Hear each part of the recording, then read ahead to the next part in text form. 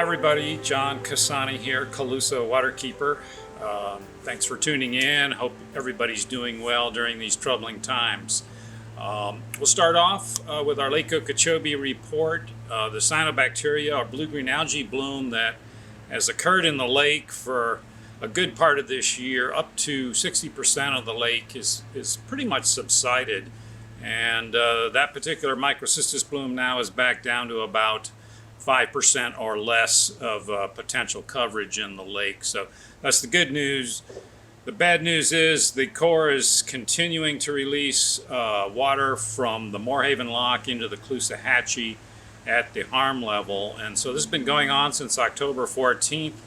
We're looking at a couple months now of these high volume releases due to the higher lake stage elevation, and the impact of that has been that the estuary, the Caloosahatchee estuary, has become too fresh.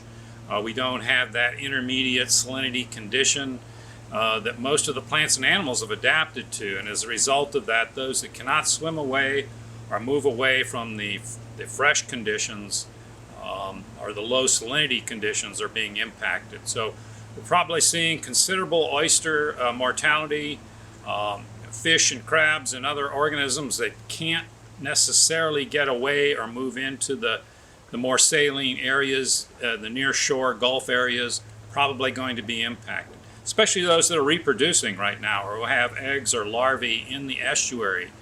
Spotted sea trout, flounder, snook, all those are being affected by these high volume releases from Lake Okeechobee. The other part of that is those high volume releases are bringing high nutrient conditions to the back bays and the nearshore areas. And we're seeing now a red tide bloom that's increasing in distribution and intensity. And that's very concerning right now. This is on the heels of what happened in 2018 with one of our longest red tide bloom events. And many of the important fish species are still in a no harvest situation.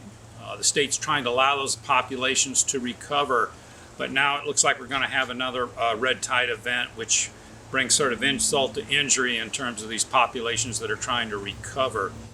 So the takeaway message today is if you see a fish kill, please report it to the FWC Fish Kill Hotline.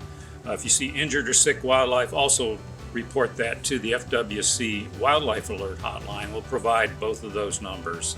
Hope you're staying well. That's about it for today.